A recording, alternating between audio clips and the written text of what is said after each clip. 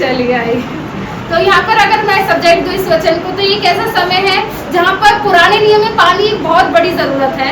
और ऐसा कहा जाता है, जब हम पढ़ रहे थे, कि पानी के बिना जहाँ बड़े बड़े राजाओं ने, सुलेमान हो, दाऊद हो, अपने डेरे खड़े किए हैं, अपने राज्य को बढ़ाया, उन्हीं जगहों पर जहाँ पानी के कुएं हैं। इसीलिए आप पुराने नियम में ज्यादातर आप पढ़ोगे याकूब के समय का कुआं, है ना, याकूब के समय का कुआं, हमारे परदादाओं के और बाप दादाओं के समय के कुएं। क्योंकि यहूदी लोगों का ऐसा मानना है जो कुआं होता है, यहाँ पर कुआं नहीं है, टेक्स्ट में जो हमने पढ़ा है वो कुआं नहीं है, पढ़ेंगे अभी हम वो क्या है। जो कुआं है वो यहूदियों के हिसाब से एक ऐसी चीज है जो पर्सनल प्राइवेट प्रॉपर्टी है। जैसे ये घर आपका है, इसके अलावा कोई दूसरा वाला आकर यहाँ ठहर बैठ नहीं सकता जब तक आप उसको परमिशन ना दें। सेम कुओं का भी ऐसा ही था कि उस समय पर यहूदी लोग जिनके पास कुएं हैं वो उनके पर्सनल होते थे, जहाँ से कोई बाहर का पानी नहीं पी सकता था, परमिशन के साथ था। और जो पानी के पास डेरे किए हुए है वो सबसे अमीर व्यक्ति था। कौन था? सबसे ज्यादा रिचेस्ट था, सबसे ज्यादा अमीर था, उसके पास सबसे बड़ा सोर्स है पानी का। इसीलिए जब आप उत्पत्ति की किताब 26 अध्याय पढ़ते हैं और वहां पर पानी के विषय में बात होती है, और जब आप निकालेंगे उत्पत्ति का एक 26 अध्याय,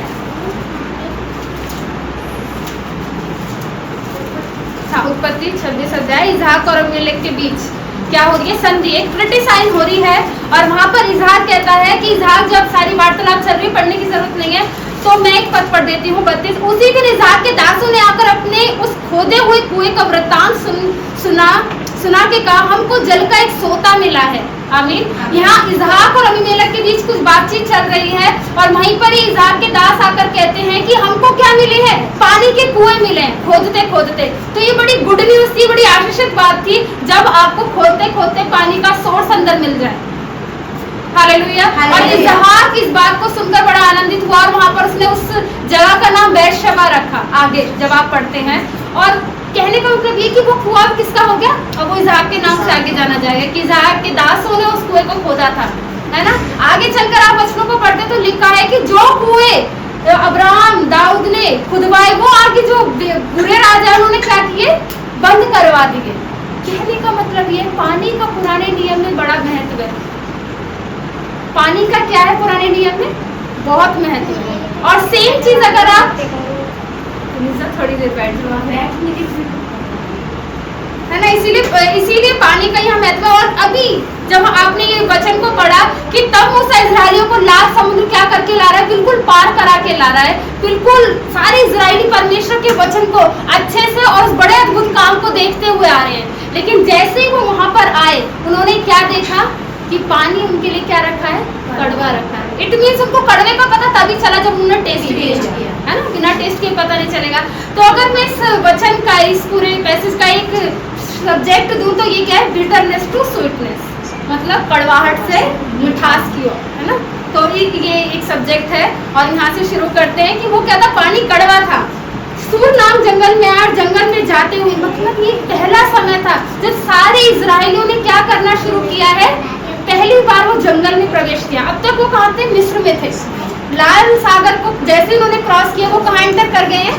जंगल में। और जंगल एक ऐसा जंगल है जहाँ पर उनका पहला टेस्ट हुआ। हम कहते हैं ना विल्डरनेस, बहुत समय तक इजरायली जंगल में रहे। तो ये पहला समय था जब उन्होंने पहली दफा जंगल में पांव रखा, और जंगल में प्रवेश करते परमेश्वर ने उन्हें एक टेस्ट दिया, और वो एक टेस्ट था कि तुम्हारे लिए पानी क्या रखा है? कड़वा रखा। तभी उस जगह का नाम उन्होंने क्या दे दिया? वचन में लिखा है, हालेलुया, क्या दे दिया? मारा। कि हम क्या हो रहे हैं? मारा। वो पानी का मीनिंग अगर हिब्रू लैंग्वेज में पढ़े तो बिटर पानी है, कड़वा पानी है। ऐसा पानी है जो पानी आपको स्वाद नहीं देता, जो पानी आपके शरीर के लिए अच्छा नहीं है, जो पानी आपकी प्यास को बुझा देता। ये तीनों चीज क्या थी? उस पानी से थी। मतलब उन्होंने पानी पिया, उनकी हेल्थ भी क्या है? खराब होने लगी है। तो परमेश्वर ऐसा सामर्थ्य परमेश्वर, जिसने इस कड़वाहट, जो नेचुरली चीज है जिसको कोई ठीक नहीं कर सकता, किसने ठीक किया? परमेश्वर ने। Hallelujah, hallelujah. एक अस्वादिष्ट, जिसमें एक अच्छा पानी ना हो, उससे क्या कर दिया? एक स्वादपूर्ण पानी दे दिया। और यहाँ पर वचन इस तरीके से बताता है कि 3 दिन तक वो क्या रहे? जाते रहे।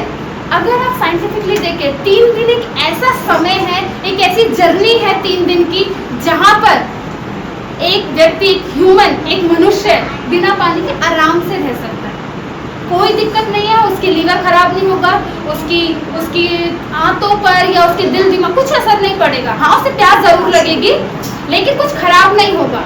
इसीलिए 3 दिन तक एक नॉर्मली तरीका है कि मनुष्य रह सकता है। लेकिन जब वो 3 दिन यहाँ पर रहे, प्रभु ने उनका टेस्ट किया तो उनके मुंह से क्या निकलना शुरू हो गया? बुड़बुड़ाहट, जो इजरायलियों के लिए आमतौर से एक नेचुरल उनके जीवन में थी। तो वो कहते हैं मारा नाम एक स्थान पर पहुंचे, वहां का पानी कैसा था? खारा था, वे उसे ना पी सके, इस कारण उस स्थान का नाम क्या पड़ा? मारा पड़ा। एक ऐसा समय आया जब उन्होंने उस जगह का नाम क्या दिया? मारा, बिटर पानी, कड़वाहट से भरा पानी। और आज भी जैसी परिस्थिति होती है हम उसके अनुसार देते हैं। कोई जन्म लेता है, बर्थडे, कोई मरता है, डेथ, है ना? सबको नाम देते कंडीशन के हिसाब से। और यहाँ पर भी उन्होंने पानी का नाम दिया। आगे वचन बताता है तब तो यह कहकर मूसा के पास बुड़बुड़ा कर कहने लगे, हम क्या पिए? इजराइलियों को ये पहली दफा नहीं है जब वो मूसा पर बुड़बुड़ाए। पूरी उत्पत्ति क्या कहते हैं, उत्पत्ति में नहीं, पूरी जब से मूसा ने इनको इजराइलियों से एनकाउंटर हुआ है, उनका बुड़बुड़ाना खत्म नहीं हुआ। लाल सागर में है, सुनते ही फिरौन आ रहा है, घबराहट शुरू कि तू हमें क्यों ले आया? खाना नहीं है, हम वहाँ पर लहसुन प्याज अच्छा खाते थे, आज मांस नहीं है ना? ये सारी बातें कुड़कुड़ाहट। कहने का मतलब ये है वो इजराइली जिन्होंने परमेश्वर को पास से अनुभव किया, वो इजराइली जिन्होंने यहोवा की इबादत मूसा के साथ रहते बहुत अच्छे से की, लेकिन जैसी परेशानी देखी, जैसी कुछ कड़वाहट का बीज उनमें फूटा, वो कैसे हो गए? याकूब, वो कैसे हो गए? परेशान। उनको प्यास से भी ज्यादा उनको भरोसा नहीं रहा परमेश्वर पर। इसीलिए इजराइल हमेशा किससे जीते हैं? अपने सेंस से। जितने वहां पर बुड़बुड़ाने थे, लेकिन एक मूसा ही आखिरी व्यक्ति था जो विश्वास से जीता। और कभी भी इजराइलियों को ये नहीं लगा कि हम पर मुसीबत है तो हम किसके पास दुहाई लगाएं? यहोवा के पास। वो किसके पास आते थे? बस मूसा के पास। और मूसा किसके पास जाता था?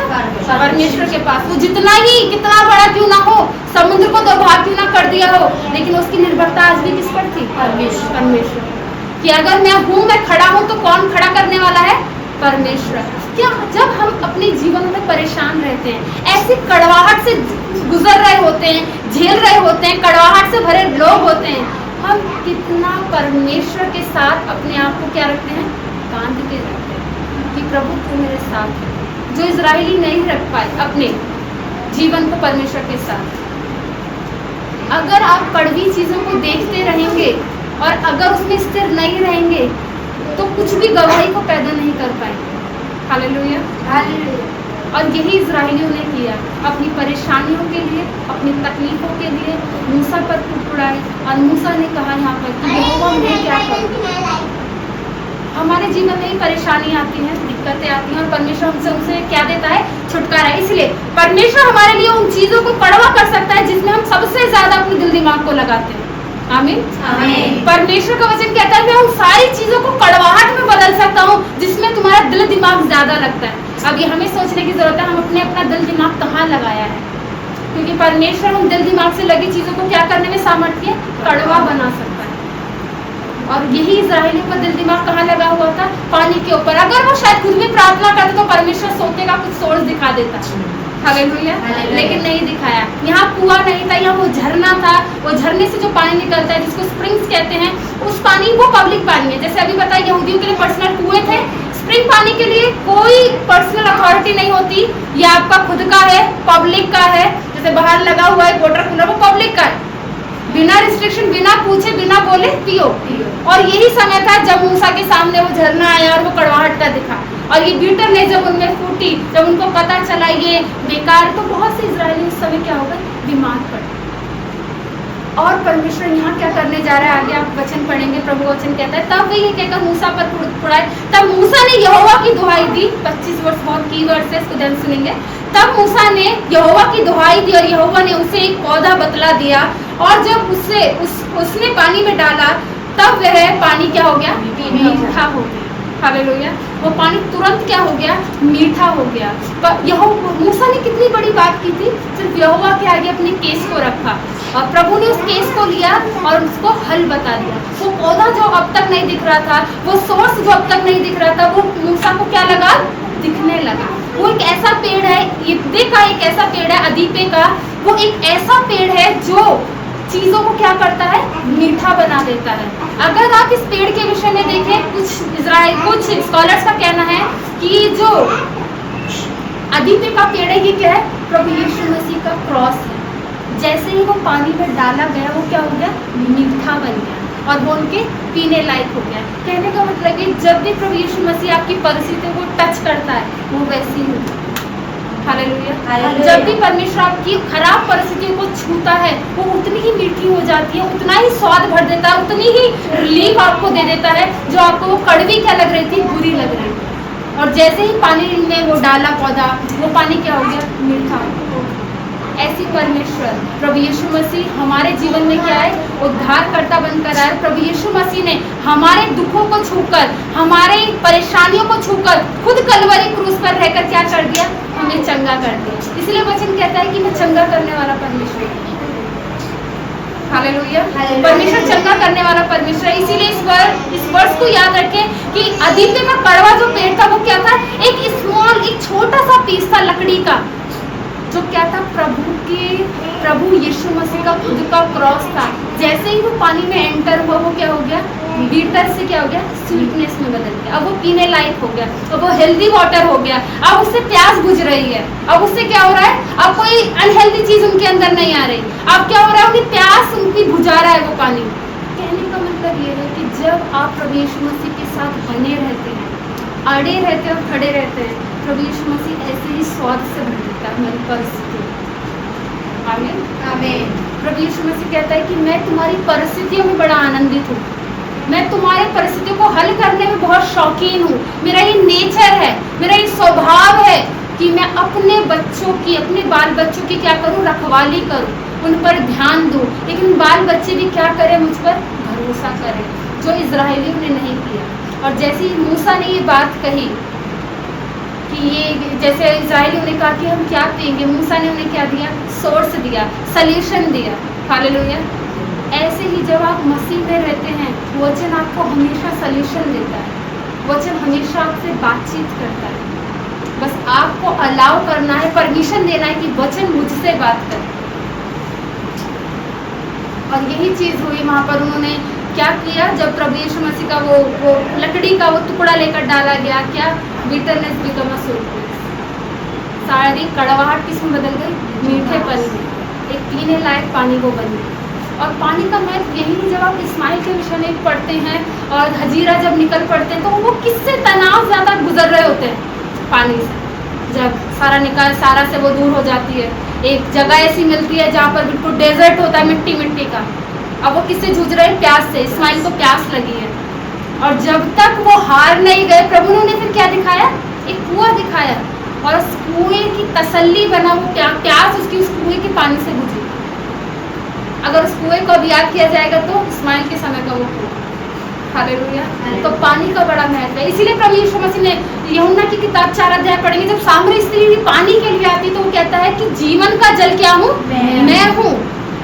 तू एक बार लेगी और पिएगी तो तू कभी प्यासी ना रहेगी। तो पानी का एक बार नहीं, पूरी बाइबल पानी के इलस्ट्रेशन से भरी हुई है, पूरे उदाहरणों से भरी हुई है। मतलब पानी एक ऐसी चीज है जिससे आप लड़ नहीं सकते और लड़ोगे तो जीत नहीं सकते।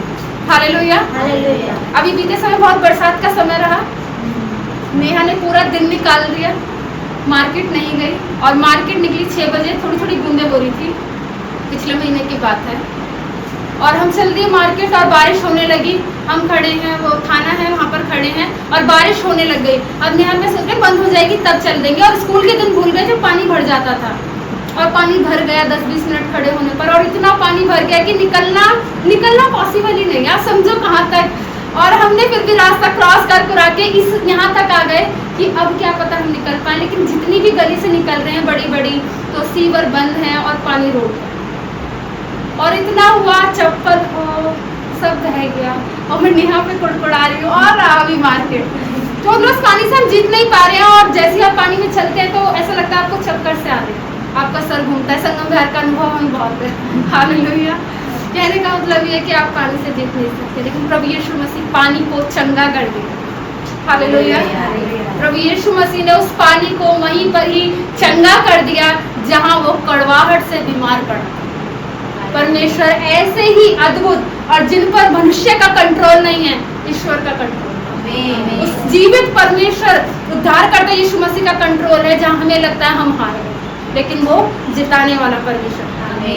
और यही नहीं कि उसने पानी को चंगा किया, जहाँ वो बीमार पड़े थे उन सबको प्रभु यीशु मसीह ने क्या किया, वहीं के वहीं हील किया उस पानी के द्वारा।